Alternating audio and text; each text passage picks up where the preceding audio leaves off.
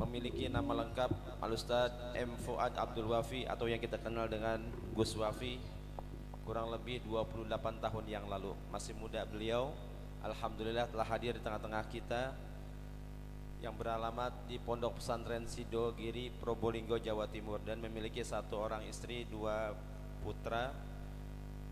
Saat ini aktivitas beliau yaitu sebagai pengajar, penulis, konten kreator, dan sering menghadiri acara debat lintas agama. Kepada beliau durasi 30 menit akan menyampaikan mau'izatul hasanah, dan nanti di sesi terakhir kita akan tanya jawab dengan beliau. Siapa yang terbaik dalam memberikan pertanyaan dan juga memberikan solusi akan diberikan oleh-oleh dari Makkatul Mukarramah. Shallu ala Muhammad.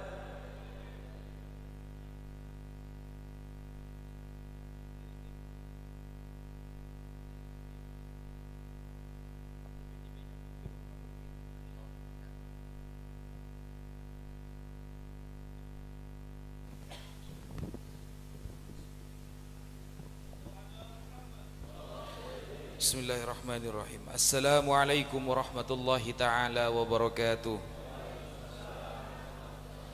Alhamdulillah wassalatu wassalamu ala rasulillah Sayyidina Muhammad ibn Abdillah wa ala alihi wa sahbihi wa man wala, amma ba'd.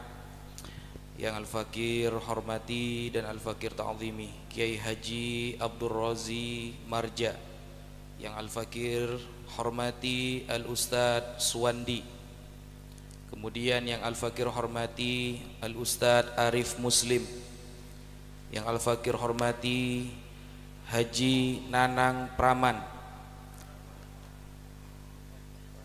Siapa Ustadz? Pramara. Susah banget namanya Ustadz.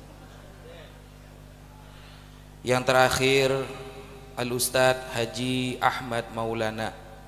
Kemudian yang Al-Fakir ta'zimi juga Al-Ustadz Salimuddin, dan seluruh asatid wa ustadzat yang hadir pada acara pagi hari ini. Ini saya ngantuk sekali Ustadz, sudah tinggal 5% ini. Bismillahirrahmanirrahim. Di sini Al-Fakir diberikan amanah untuk menyampaikan tentang bab nasab habaib. Sebenarnya Ustadz Ahmad salah ngundang saya ini. Saya tidak bisa ceramah Ustadz, kalau debat bisa. Coba ada musuhnya enak ini. Dan mohon maaf bapak-bapak, ibu-ibu, seluruh para asatid, Al-Fakir tidak biasa menyampaikan ba'da subuh, karena ba'da subuh itu sudah jam-jam terakhir, sudah mau tidur biasanya. Karena dari kemarin belum tidur sama sekali. Dari kemarin siang takut ketiduran, barusan belum tidur. Jadi sholat tahajudnya ada ngambil sunnah tidur dulu. Akhirnya langsung menggugurkan kewajiban saja. Dan di sini Al-Fakir kira insya Allah semuanya sudah faham tentang nasab habaib. Jadi bagi yang tidak percaya, tafadhol, bahwa habaib itu bukan keturunan Nabi, silahkan. Bagi yang percaya, alhamdulillah. Yang percaya berarti mengikuti pendapat para ulama. Yang tidak percaya mengikuti salah satu oknum orang Banten, gitu saja ya. Gak repot ya. Karena kata para ulama, at-ta'nu fil ansab, mencaci maki nasab orang lain itu bisa menyebabkan orang itu jatuh pada kekafiran. Al-Imam Al-Munawi dalam kitab Faidul Qadir menerangkan, maksudnya mencaci nasab orang lain yang menyebabkan kafir itu binahwil qadah fi nasabiman thabata fi zahiri syar'i. Berani mencaci maki nasab orang lain yang secara zahir nasabnya sudah ditetapkan oleh syariat. Kalau ini dilanggar bisa kafir. Percaya monggo, tidak percaya monggo. Kalau jenengan seumpama menemukan oknum habaib yang ilmunya kurang, yang akhlaknya kurang, tegur Pak. Jangan takut, tegur. Kalau ada habaib itu berupa sesosok orang yang soleh, yang alim, ikuti. Kalau gak alim, gak soleh, gak usah diikuti, gak usah repot-repot gitu. Nanti tidak dapat syafaat. Rasulullah itu tahu, Pak. Syafaati lil kabair min ummati. Syafaatku untuk pendosa besar dari kalangan umatku. Allah lebih tahu. Kalau ada habaib yang gak sopan, tegur. Ada habaib yang melakukan kesalahan, nasihati. Tapi kalau ada yang soleh, maka wajib diikuti. Begitu saja sebenarnya, simple. Nah, kenapa kita kok wajib meyakini bahwa habaib ini keturunan Nabi? Al-Fakir pribadi, saya pribadi, Pak, setelah banyak membaca kitab-kitab nasab, sangat jarang ditemukan nasab yang lebih sahih daripada nasab Ba'alawi. Saya ulangi, setelah Al-Fakir membaca kitab-kitab nasab dari Umdatul Thalib, Al-Mu'aqibun, Ibnu Taqtaqi dan lain sebagainya, hampir sulit ditemukan nasab yang lebih sahih daripada nasab Ba'alawi. Ba'alawi ini sahihnya itu bil ijma'. Makanya istilah nasab itu ada 4, Pak. Pertama, sahihun nasab. Apa artinya sahihun nasab? Nasabnya sahih. Definisinya adalah wa huwallazi thabata nasabuhu indan nasabah bisyahadati wa qubila binuskhatil asli bi ijma'il masyayikhin nasabin wal ulama'il masyhurin bil amanati was salahi wal fadl wa kamalin lil akli wa taharatil maulid. Itu definisi nasab yang sahih. Adalah orang yang nasabnya sudah terkonfirmasi oleh ulama nasab dengan saksi nyata. Saksinya harus tahu ilmu nasab juga, dan menggunakan nuskhatul asli, salinan yang asli yang disepakati, wa nussa alaihi bi ijma'il masyayikhin nasabin, dan salinan ini, catatan ini disepakati oleh para ulama nasab. Nasabah, bukan nasabah BRI BNI ini, Pak, ya. Nasabah ahli nasab artinya, ya. Takut sampean pikirannya angsuran soalnya biasanya, Pak. Ya, Allahu Akbar, aduh besok jatuh tempo kan gitu kalau kita kan. Ya. Ini bukan nasabah bermakna ahli nasab. Ya. Wal ulama'il masyhurin, bukan hanya ulama ahli nasab, Pak, tapi juga diakui oleh ulama yang masyhur bil amanati, dengan amanahnya, wassolahi dan kesolehannya, wal fadli dan keutamaannya, wa kamalil akli dan kesempurnaan ilmunya, wa taharatil maulid dan suci lahiriahnya. Ini nasab Ba'alawi. Di bawahnya sedikit ada yang namanya makbulun nasab, nasab yang masih diterima. Apa itu? Ma thabata nasabuhu inda ba'din nasabin wa ankarahu akhar fasara makbulan min jihati syahidaini adlaini. Kalau ada perbedaan pendapat antara ulama nasab A dan B, yang A mencetuskan ini sahih, yang B mengingkari, kalau ada perbedaan namanya makbulun nasab, nasabnya masih diterima. Ini di bawahnya sahih, dan ini bisa terkonfirmasi min jihati syahidaini adlaini, harus ada 2 saksi yang faham nasab.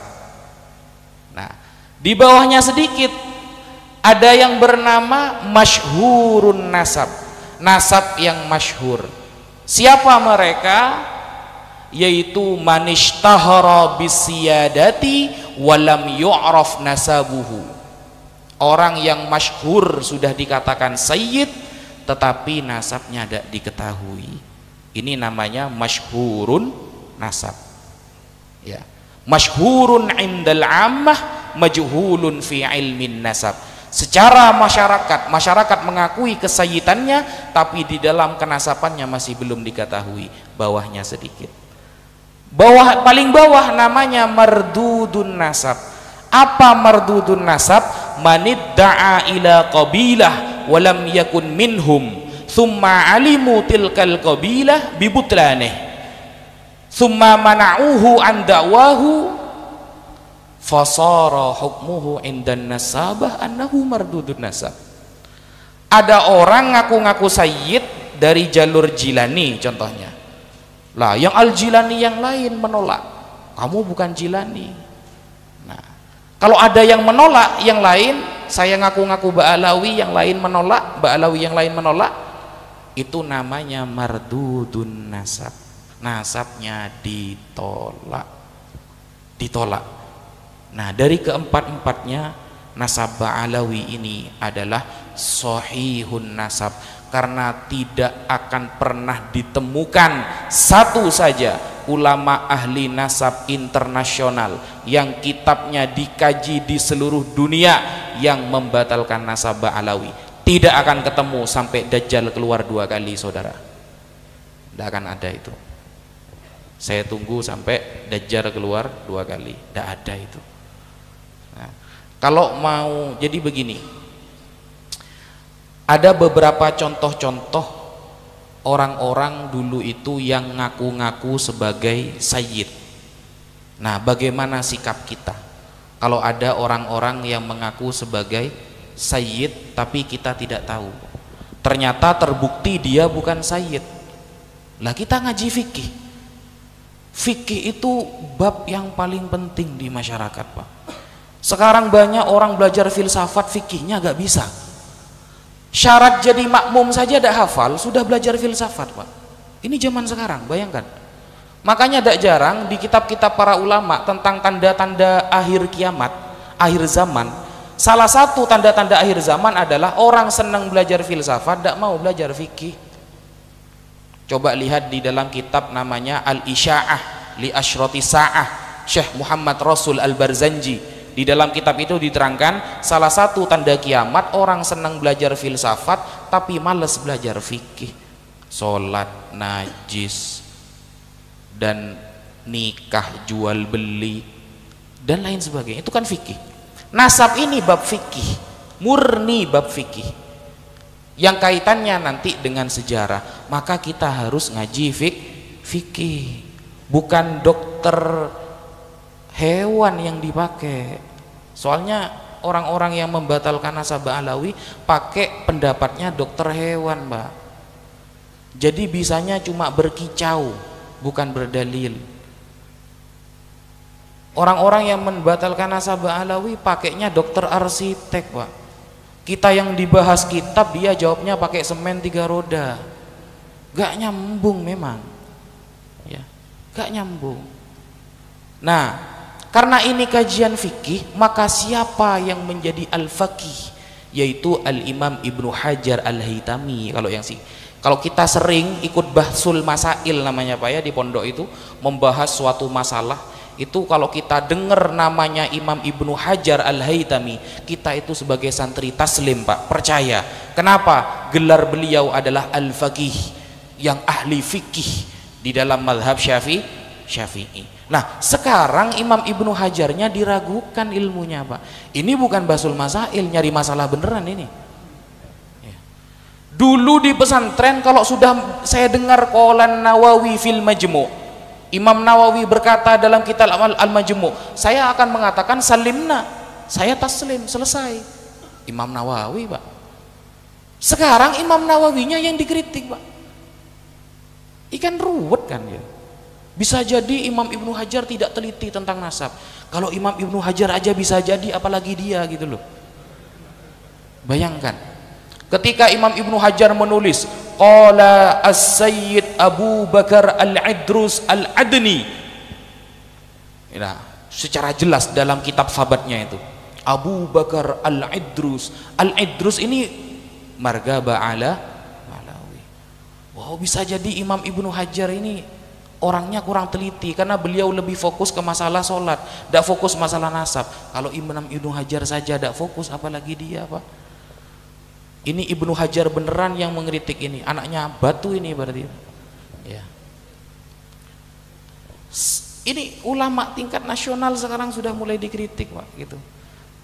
Makanya betul kata Rasulullah itu bahwa salah satu tanda kiamat itu hilangnya ilmu, dan hilangnya ilmu dengan wafatnya para ulama. Yakbitul ilmah biqabdil ulama hatta idza lam yubqi aliman, kalau sudah di dunia ini enggak ada orang alim, ittakhadzan nasu ru'usan juhala, orang masyarakat akan mengangkat orang-orang bodoh menjadi kiai, mengangkat orang bodoh menjadi ustad. Fasu'ilu fa'aftau bighairi ilmin, mereka ditanyakan masalah hukum menjawab tanpa ilmu. Fadallu wa adallu, maka sesat dan menyesatkan. Makanya Al-Imam Al-Ghazali punya kitab namanya Ayyuhal Walad. Beliau itu menerangkan ada 3 penyakit yang gak ada obatnya, Pak. Yang pertama adalah orang yang benci kepada kita karena hasud, dengki. Nah, ini gak ada obatnya, Pak. Betul kata Imam Ghazali ini. Orang kalau benci kepada kita karena hasud, gak ada obatnya itu, Pak. Semakin Anda benar, semakin salah menurut dia. Kita mau pakai dalil dari A sampai Z, tambah salah menurut dia. Ini orang kalau sudah benci kepada kita karena iri, dengki, semakin kita benar maka semakin salah. Itu. Yang kedua apa? Ahmak, kata Imam Ghazali. Ahmak ini gak ada obatnya, kata Imam Ghazali.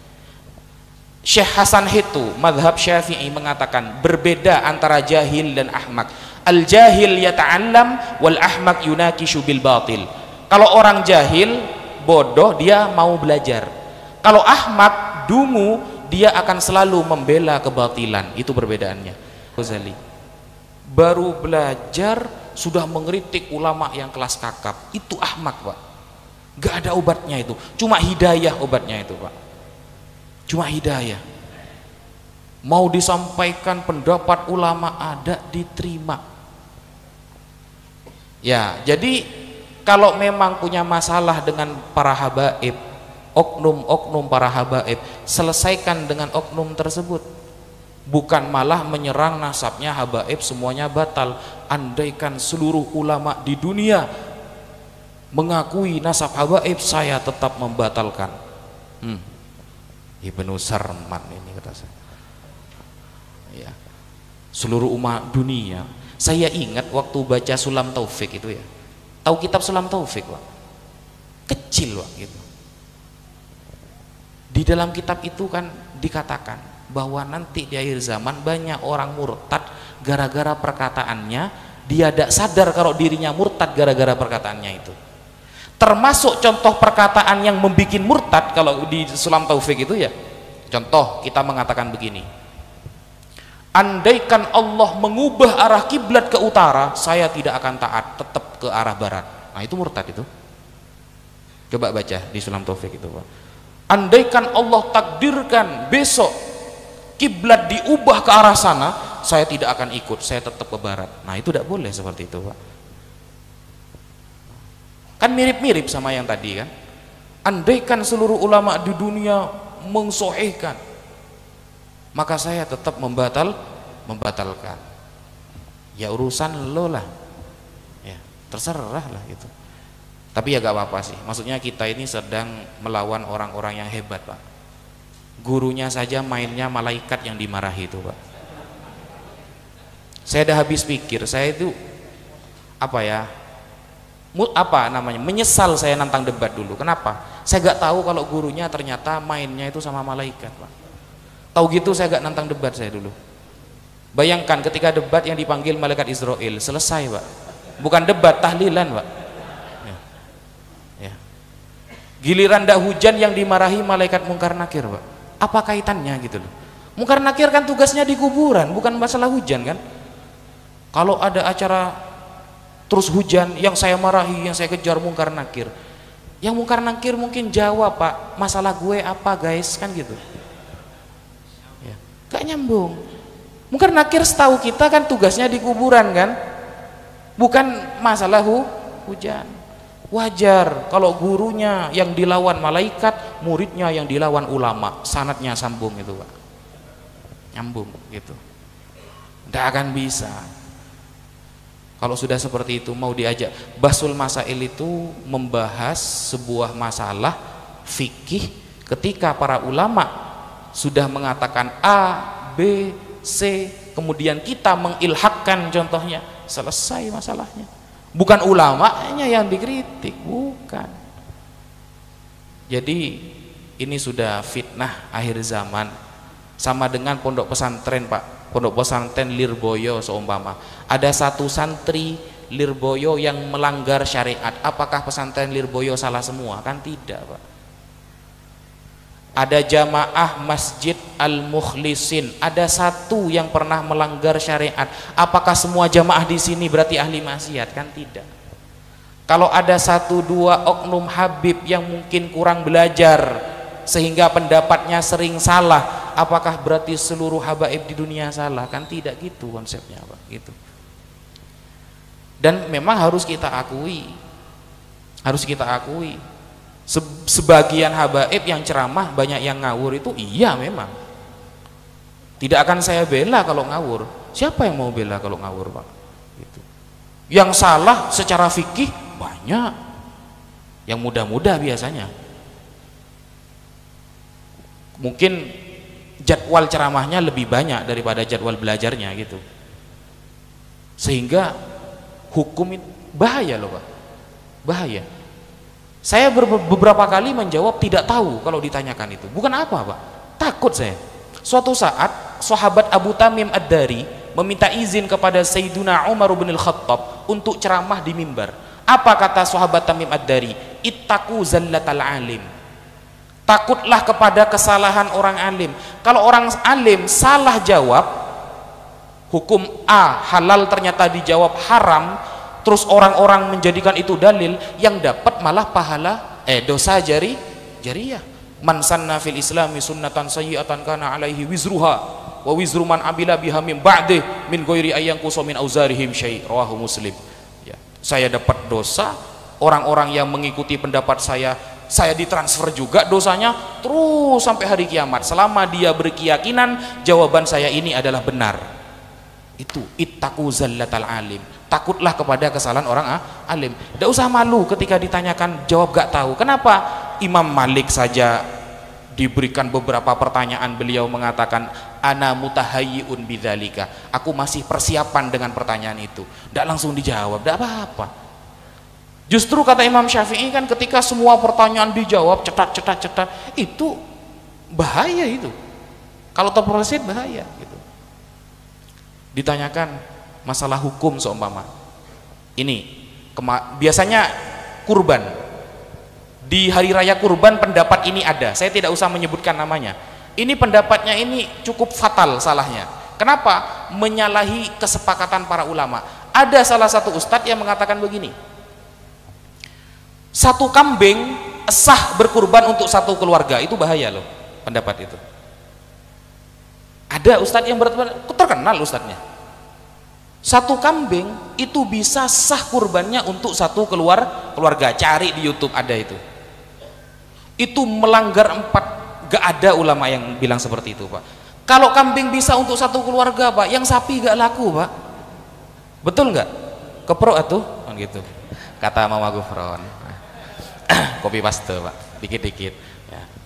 Kalau kambing bisa satu keluarga, maka yang sapi tidaklah laku. Itu saya kaji dari mazhab Hambali, mazhab Syafi'i, Maliki, Hanafi. Saya sampai cari pendapat yang paling nawadir, yang paling jarang itu. Tidak ada ittifaq ulama itu. Kalau kambing untuk satu orang, masalah pahalanya mau ditransfer orang satu desa terserah, boleh. Kalau pahala boleh ditransfer untuk satu desa, boleh. Satu negara pun tidak apa-apa. Hadhil udhiyah li Muhammad wa li ummati Muhammad, kan begitu kata Nabi kan. Ini sembelihan ini untuk Nabi, untuk Muhammad dan umat Nabi Muhammad. Maksudnya kata Imam Nawawi dalam kitab Al-Majmu', pahalanya yang ditransfer, bukan kurbannya. Kalau kurban kambing satu untuk satu keluarga, yang sapi gak laku nanti, Pak. Kasihan yang jualan sapi itu, Pak, gitu. Ada ustadz yang berpendapat seperti itu. Fatal itu sebenarnya gitu. Nah, kan susah kan ternyata ngaji fikih itu susah, Pak. Makanya tidak mudah kita langsung mengatakan Imam Ibnu Hajar tidak teliti. Baru kemarin hidup sudah bilang Ibnu Hajar tidak teliti gitu loh. Saya Pak, kalau dengar Imam Ibnu Hajar berpendapat itu gemeter. Kenapa? Imam Ibnu Hajar itu satu kelas dengan Imam Ar-Romli As-Shaghir, sekelas beliau itu. Ngaji ke ayahnya Imam Ar-Romli, Syamsuddin Ar-Romli atau Ar-Romli Al-Kabir. Nah, ayahnya Imam Romli ini mengakui kalau Imam Ibnu Hajar lebih alim daripada anaknya, lebih tahqiq. Makanya muncul kitab yang bernama Fathul Ali bi Jam'il Khilaf baina Ibni Hajar wa Ibni Romli. Itu pendapat Imam Ibnu Hajar dalam segi pendapat apa? Ketahqiqannya, kesohihannya, ketelitiannya lebih detail daripada Imam Ibnu Romli dalam mazhab Syafi'i. Itu dikatakan tidak teliti gitu. Jadi kita sudah tahu bahwa kita ini ada di barisan mana ya. Kemarin video yang di Nabawi TV itu Pak, itu di banner. Al-Fakir diundang di Nabawi TV, diberikan pertanyaan nasab dari A sampai Z, itu di banner Pak, dihilangkan itu dari YouTube, tidak bisa diposting lagi itu. Wah, kan ini buzzer ini ya, wa man tabi'ahum bisu'in ila yaumiddin ini ya. Sehingga kita tahu kalau para ulama ini ternyata membedakan antara nasab ya tetap nasab, tapi kalau mau ceramah yang ngaji dulu gitu loh. Nasab tetap nasab, tapi kalau akhlaknya agak baik ya harus ditegur gitu loh Pak. Jadi bedakan ya, tetap dihormati. Sama dengan kita punya istri, kalau istri kita ini melanggar syariat, kita akan pasti menegur sebagai rasa kasih sayang dan cinta kita kepada istri kita. Nah, seperti itu. Mungkin itu muqaddimah dari Al-Fakir. Ada tanya jawab Ustaz ya. Baik, para jamaah sekalian, masih ada waktu, kami persilahkan untuk bertanya dan menjawab. Gus sebentar, boleh diri lagi. Ketika kemarin debat di Banten, kenapa antum yang terpilih menjadi wakil dari Ba'alawi untuk debat dengan lawan Kiai Imad? Terus yang pertama, beberapa di medsos, mohon maaf, antum sebagai perwakilan daripada Habaib, bahasa kasarnya menjadi jongos Yaman ataupun Habib. Bagaimana komentar antum? Oh ya, saya juga agak tidak tahu Ustaz, kenapa kok bisa Al-Fakir yang terpilih. Pokoknya waktu itu malam-malam ditelepon adiknya Buya Qurtubi, Kiai Fahrul Razi ya. Nah beliau nelpon itu setelah viral Al-Fakir buat video tantangan diskusi. Nah, awalnya sempat khawatir. Kenapa khawatir? Karena yang Al-Fakir yakini dari dulu kiai-kiai itu mengakui nasab habaib gitu. Kok ada yang membatalkan? Berarti kan keren berarti ilmunya berarti. Awalnya masih agak ketar-ketir saya gitu. Nah, saya mulai berani gara-gara melihat karya dan ceramahnya. Ceramahnya kok narasinya kayak gini. Orang alim sama enggak itu Pak bisa kita bedakan dari cara ngomongnya. Orang alim dan tidak kita bisa tahu dengar dari cara ceramahnya. Setelah mendengarkan ceramah-ceramahnya ini tambah yakin kalau sebenarnya pembatalan nasab ini berasumsi cabang pribadi saja. Setelah baca kitabnya tambah yakin nahwu sorofnya banyak yang salah. Wah ini tapi ngarang mensyarahi alfiyah tapi nulis kok salah ya. Balaghahnya ada yang salah, usul fikihnya apalagi, terus mengutip sebagian pendapat Imam Ibnu Hajar dan lain sebagainya. Nah tambah berani, akhirnya buat video nantang diskusi. Mungkin video itu viral sehingga terdengar oleh pihak keluarga Kesultanan Banten. Kiai Fahrul Razi nelpon siap beneran ya, akhirnya disuruh ke sana Ustadz gitu. Masalah saya dipanggil jongos Yaman Ustaz, gini, budak Yaman ya, panggilan itu jabatan yang baru itu ya. Sayyidina Ali aja mengatakan begini, ana abduman allamani harfan wahida, aku adalah budaknya orang yang pernah mengajari aku satu huruf. Sayyidina Ali ngajari satu huruf, beliau rela disebut dengan budak. Saya tahu bahwa di dalam sejarah para habaib telah menjadi gurunya para ulama Nusantara, Syekh Yasin bin Isa Al-Fadani, Ki Haji Hashim Asy'ari, Ki Khalil Bangkalan, Syekh Muhammad Mahfud Termas, Kiai Maimun Zubair, dan kiai-kiai. Karena mereka adalah guru-gurunya guru saya, maka saya lebih pantas mungkin kalau ada kalimat yang lebih jelek daripada Buddha, sematkan saya dengan itu, tidak apa-apa gitu. Kalau Sayyidina Ali saja diajari satu huruf siap dikatakan Buddha, apalagi yang mengajari guru-guru saya, kan seperti itu. Itu yang pertama. Yang kedua, Imam Syafi'i saja rela disebut Syiah. Kalau mencintai Ahlul Bait itu bisa disebut dengan Syiah. In kana rafdhan hubbu ali Muhammad falyashhadits tsaqalani anni rafidi. Kalau mencintai Ahlul Bait Nabi disebut dengan Rafidhah Syiah, maka saksikanlah jin dan manusia bahwa saya adalah Syiah, kata Imam Syafi'i. Maka bolehlah untuk saya rubah sedikit nazam ini menjadi in kana abdan hubbu ali Muhammad falyashhadits tsaqalani anni abdi. Kalau mencintai Ahlul Bait Nabi disebut dengan Buddha, maka saksikanlah jin dan manusia bahwa saya adalah Buddha. Begitu saudara. Gitu Ustaz. Masya Allah. Ayo silakan kepada para hadirin yang ingin bertanya. Ayo depan Ustaz. Sebutkan nama dan dari masjid musola mana atau nama.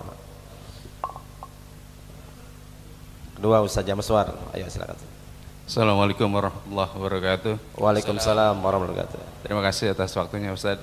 Perkenalkan saya Hidayat dari Musola Nurul Hikmah, Kampung Raden. Kebetulan saya CS-nya Sekjen, zaman masih bocah kecil ya. Mohon izin, Kiai, bukan mau debat tapi mohon pencerahan terkait nasab, garisnya itu dari bapak ataukah dari ibu? Karena sebagian dari masyarakat Indonesia ada yang menggunakan dari ibu. Dan kalau kita bicara habaib, sampai ke Rasul itu dari Sayyidatuna Fatimah, yang jelas-jelas adalah perempuan. Mohon pencerahan, terima kasih. Silakan Ustaz Jamswar. Assalamualaikum warahmatullahi wabarakatuh. Saya Indra Jamswar dari Majelis Al-Buraq, Cikeas Nagrak, ingin bertanya kepada Gus Wafi. Yang ingin saya pertanyakan begini Gus, para habaib sudah lama hadir atau datang ke Indonesia itu udah berpuluh-puluh tahun, dan kenapa baru sekarang nasabnya dipermasalahkan? Itu yang satu. Yang kedua, sikap kita bagaimana kepada orang-orang yang membenci ahli nasab. Itu aja. Assalamualaikum warahmatullahi wabarakatuh. Silakan Gus. Ya, bismillahirrahmanirrahim. Yang pertama, nasab. Kullu nasabin wasababin munqati'un yaumal qiyamah illa nasabi wasababi, kata Rasulullah. Nasab itu dari jalur laki-laki. Lalu bagaimana keturunan Rasulullah ini kan dari jalur perempuan? Memang ada beberapa perempuan yang dikecualikan dalam syariat. Sayyidah Fatimah, kemudian ibunya Nabi Isa, Maryam. Nah, itu yang dikecualikan dalam syariat ya. Tetapi hakikatnya yang perempuan ya juga cucu Nabi. Hakikatnya ya. Ini kan kita belajar ilmu nasab kan. Ilmu nasab yang kita pelajari. Tapi hakikatnya ya tetaplah saya dengan saya Pak punya cucu laki-laki, cucu perempuan. Yang perempuan ya juga cucu saya gitu. Ya. Tapi secara ilmu syariat, dan ini tradisi ini bukan dari Islam saja, sudah dari tradisi Semitik dulu. Makanya Nabi Yakub alaihi salam punya anak 13. Satu ini perempuan, jarang disebutkan ini, namanya Dinah. Ya, Dinah, satu perempuan. Yang lain laki-laki semua. Ruben, Binyamin, Yusuf, Yehuda, Lewi dan lain sebagainya. Nah, jadi yang sambung yang disebut dengan Bani Israel yang laki-laki, yang Dinah ini enggak disebut. Jadi bukan tradisi mulai sejak Islam, sudah dari dulu yang namanya nasab itu ya dari jalur laki-laki. Lalu ada orang yang mengatakan begini, tidak boleh menikah dengan syarifah seumpama. Begini. Itu kan kajian fikih sebenarnya. Kalau mau jujur ulama khilaf. Tetapi begini, kenapa Ba'alawi ini dikatakan as-sahhun nasab? Karena Ba'alawi dari dulu ketat memang. Mereka benar-benar menjaga kalau syarifahnya tidak boleh nikah dengan selain yang sama-sama habaib. Itu makanya mereka disebut as-sahhun nasab. Benar-benar dijaga keturunannya begitu. Itu salah satu alasannya. Yang kedua, kalau saya pribadi menganggap istri-istri Rasul dan putri-putri Rasulullah dan cucu-cucunya yang perempuan itu saya anggap ummahatul mukminin, ibunya orang-orang beriman. Itu saya. Jenengan punya dalil lain tidak apa-apa. Mereka adalah ummahatul mukminin, ibunya orang-orang beriman. Masa saya harus menikah dengan ibu saya? Kan tidak, kan seperti itu. Nah itu. Tapi kalau secara fikih ya khilaf, secara fikih khilaf. Jadi ada orang, nah sekarang ini orang pembatal nasab ini karena dari jalur ayah jada ngena, mereka pakai jalur ibu, mau bergaya Nabi Isa semua sekarang. Cuma bedanya mereka agak disalib gitu. Ya. Oh ini bin Utsman itu kakek dari ibunya yang nomor 4 lagi. Kok bisa ini? Ayahnya sendiri ditanyakan sama Bang Haji Umairama, siapa nama ayahnya? Muter-muter kayak gangsing. Sarman gitu kan cepet kan ya. Samun tah gitu. Karena ada 2. Kalau di rapotnya namanya Samun, kalau kata tetangganya namanya Sarman. Wah ini kok hasil silang kata saya. Nah, ibunya namanya Aminah di rapotnya. Tapi dilihat di silsilahnya Aminah ternyata nama neneknya. Loh masa ayahnya watik syubhat dengan neneknya kata saya. Nah ini kan gak jelas berarti kan, gitu loh, gak jelas. Nah, inilah memang golongan nasab-nasab gak jelas ini yang suka membantah nasab yang sudah jelas ini gitu. Gitu ya. Bismillahirrahmanirrahim. Assalamualaikum warahmatullahi wabarakatuh. Saya Unen Harmidin dari Masjid Al-Huda Abdul Aziz. Saya langsung saja Gus ya.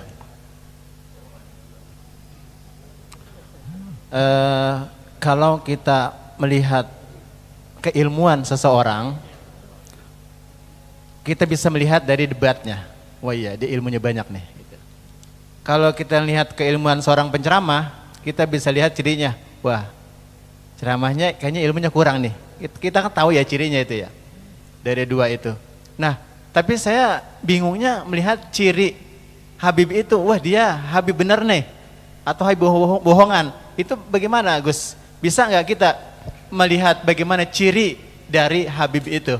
Sekian. Assalamualaikum warahmatullahi wabarakatuh. Waalaikumsalam warahmatullahi taala wabarakatuh.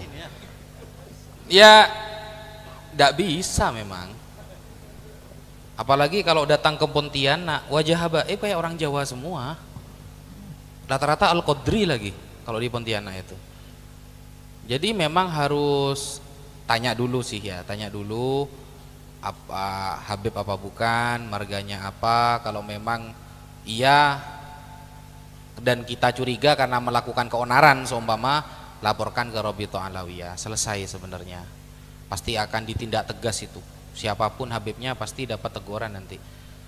Dan yang apa namanya itu oknum-oknum para habaib itu yang menjadi kambing hitam, selalu dijadikan kambing hitam oleh pihak-pihak pembatal nasab ini, bukan berarti gak pernah ditegur, sudah berkali-kali ditegur gitu. Tapi memang ada yang mendengarkan teguran itu, ada yang tidak, ada yang taat dan ada yang tidak, seperti itu. Jadi untuk cara membedakannya kita harus paham ilmu nasab. Makanya dulu kalau ada ulama nasab, kemudian ada orang datang, seorang sayyid, orang ahli nasab ini akan bertanya begini, kamu sayyid apa bukan? Kalau dia menjawab sayyid, maka ada beberapa pertanyaan nanti. Am anta min Hasani, am min Husaini, am min Abbasi, am min Muhammadi, begitu. Muhammadi berarti dari Muhammad bin Al-Hanafiyah, putra Sayyidina Ali dari istri yang bukan Sayyidah Fatimah, punya anak Muhammad bin Al-Hanafiyah. Tapi istri Sayyidina Ali ini namanya ya Fatimah juga, tapi Al-Hanafiyah gitu, punya anak Muhammad bin Al-Hanafiyah. Kalau Abbasi dari Abbas, kalau Husaini dari Sayyidina Husain, kalau Hasani berarti dari Sayyidina Hasan. Kalau dia nanti jawab ana min Husaini, aku dari Husain, maka nanti akan bertanya lagi, Husain ini punya anak Ali Zainal Abidin ya. Dari Ali Zainal Abidin melahirkan beberapa anak, kamu dari jalur mana? Terus ditanyakan seperti itu sampai ayahnya gitu kalau dulu. Jadi tidak ada dulu pertanyaan begini, mana kitab sezamannya? Itu gabrul itu ya. Kalau seperti itu Pak, bayangkan ya, Saya sampai mencari itu dalam sejarah itu. Pertanyaan ahli nasab itu, mana kitab sezamannya? Repot. Wali Songo semuanya tidak ada kitab sezaman, Pak. Karena tradisi nulis itu baru datang di Indonesia. Sunan Gunung Jati itu paling banyak nuskhohnya, salinannya paling banyak karena beliau sultan dulu. Orang Indonesia itu kalau kaya nyari saudara itu mudah, Pak. Kalau miskin jangankan saudara, iblis gak terlalu nyapa itu biasanya. Kalau di Indonesia itu, iya, ya seperti itu Pak ya. Ya. Mungkin yang lain. Terakhir, pernyataan terakhir. Assalamualaikum warahmatullahi wabarakatuh. Kalau tadi ada yang dari musola mana, dari musola mana. Kalau nama saya Haji Awing, saya mantan caleg. Ya. Ya, pertanyaannya jadi begini. Durasi. Sebetulnya apa sih yang membuat jadi antara, katanya kan Wali Songo nggak punya keturunan, kemudian katanya bahwa sampai ada mengubah-ngubah apa tuh makam, diubah-ubah sehingga berusaha untuk memutuslah bahwa yang saya dengar kan bahwa Wali Songo itu bukan merupakan keturunan dari, tidak punya nasab ke Rasulullah gitu. Apa benar Wali Songo itu tidak punya nasab ke Rasulullah? Itu pertanyaan saya. Oke, terima kasih. Saya mantan caleg ya, ingat. Iya. Saya bukan dari Yes. musola mana-mana gitu ya. Silakan Terima kasih. Assalamualaikum warahmatullahi wabarakatuh. Silakan dijawab Gus Wafi sekaligus closing statement. Iya. Ini ada pandangan yang perlu diluruskan dan ini memang banyak yang salah. Dikira kalau cucu Nabi itu pasti baik, itu salah pandangan itu. Anaknya Nabi Nuh itu masuk neraka, Kan'an namanya Pak. Nabi Nuh itu punya 4 anak, Ham, Shem, Yafet, Kan'an. Kan'an anak terakhir. Kalau menurut orang Yahudi, Kan'an ini cucu, bukan anak, anaknya Ham. Nah, gak ada jaminan kalau cucunya Nabi mereka pasti akan mengajarkan gak ada. Ada itu kiai yang bilang seperti itu. Kalau memang mereka cucu Nabi, mereka tidak mungkin jualan minyak. Loh, emangnya mau jualan apa? Kapal perang. Ya. Itu statement yang kurang tepat. Tidak ada. Kalau cucu Nabi itu orangnya pasti soleh, gak ada. Yang dijamin dari dosa hanya Rasulullah dan para Nabi yang 25 itu. Yang wajib kita ketahui. Sebenarnya Nabi itu ada 124.000. Yang jadi Rasul ada 313. Itu saja yang maksum. Tidak ada anak cucu Nabi itu maksum terjaga dari dosa. Tidak ada. Jadi jangan sampai kita punya pemikiran kalau memang dia itu keturunan Nabi, tidak mungkin dia itu orangnya sembrono. Loh, di dalam Al-Quran berarti orang yang punya pemikiran seperti ini jarang hatam baca Quran biasanya. Coba buka di surah Al-Ahzab. Ya nisa'an Nabi lastunna ka'ahadihin. Kan begitu kan? Wahai istri-istri Nabi, kamu tidak seperti yang lain. Kalau kamu sampai melakukan fahisyatan mubayyinah, melakukan kekejian, dosa, maka yudha'af lahul adzab di'afain. Maka dosanya dilipat gandakan. Habib kalau melakukan dosa, dosanya 2 kali lipat. 2 kali lipat.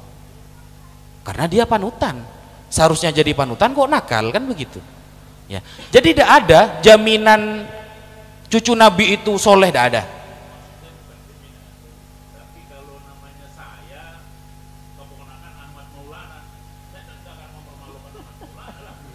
Tidak bisa Pak, tidak bisa memang.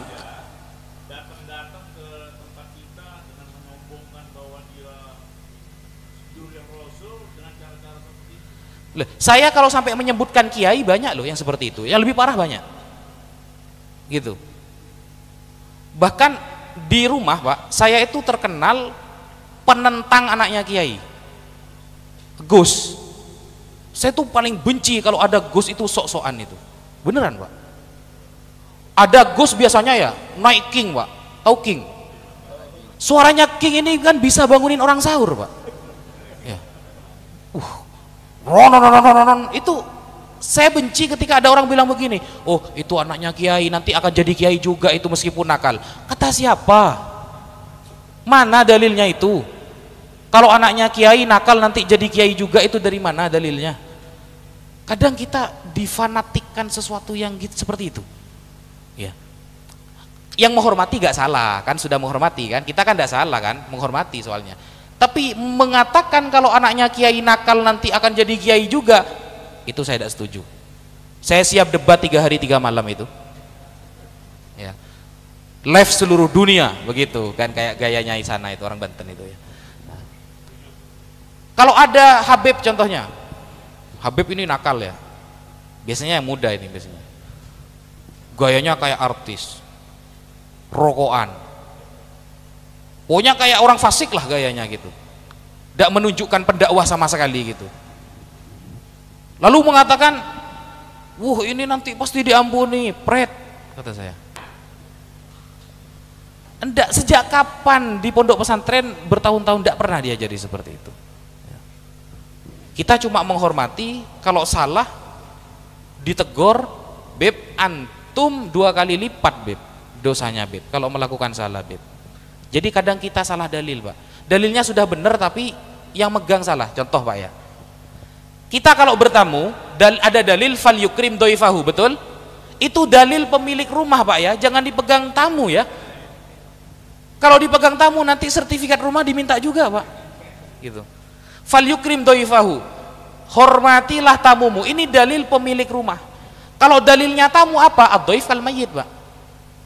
Tamu itu seperti mayat, maksudnya apapun yang disuguhkan oleh pemilik rumah harus ikhlas. Pemilik rumah punya dalil, muliakanlah tamumu, maka apapun semampunya kita keluarkan agar tamunya senang. Ini kalau dibalik megang dalilnya bahaya ini Pak. Yang tamu pengen makanan banyak, yang punya rumah cuma ngeluarin air tok, padahal di belakang banyak gitu. Sama seperti kasus sekarang, khairukum li ahli min ba'di, kata Rasulullah. Paling baiknya kalian yang paling baik kepada keluargaku setelah aku mati, kata Rasulullah. Ini dalilnya kita, jangan dipegang Habib. Kalau dipegang Habib nanti dia itu gila hormat Pak, begitu.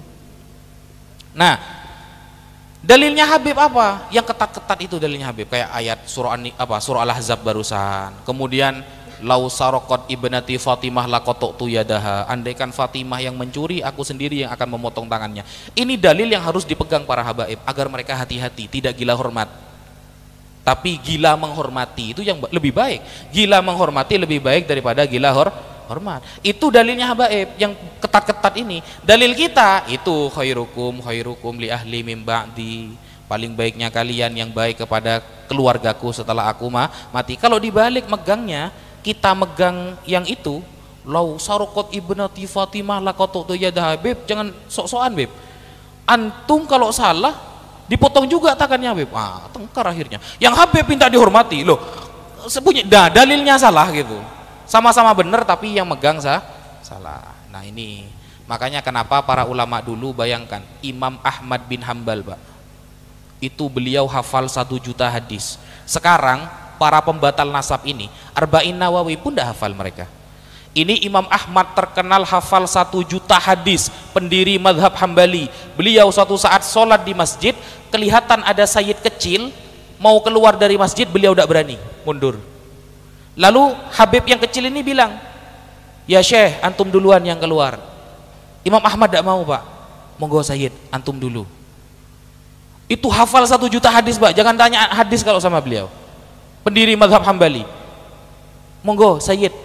Akhirnya sayyid itu keluar duluan ke pintu. Lalu apa kata Imam Ahmad? Dia adalah ahlul bait Rasulullah, wajib bagi kita menghormati dia. Cerita ini ditulis sahih oleh murid-muridnya Imam Ahmad yang bernama Imam Ibnul Muflih Al-Maqdisi dalam kitabnya Al-Adabus Syar'iyyah wal Minahul Mar'iyah.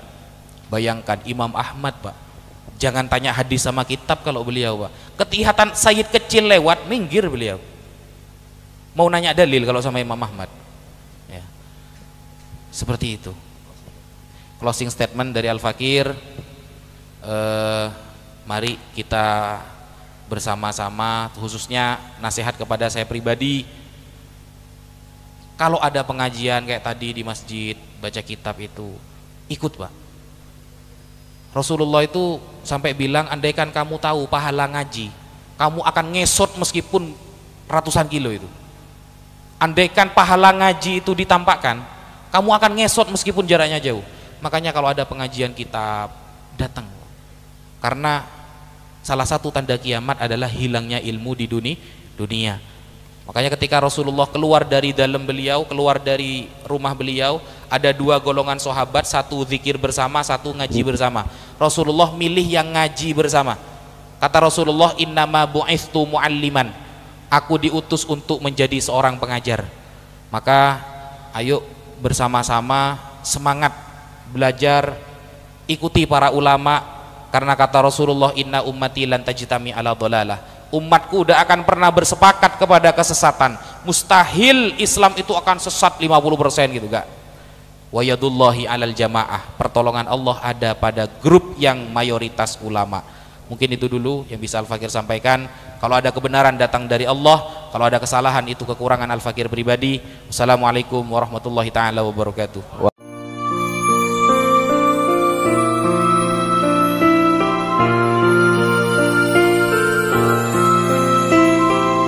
Hamdalah TV.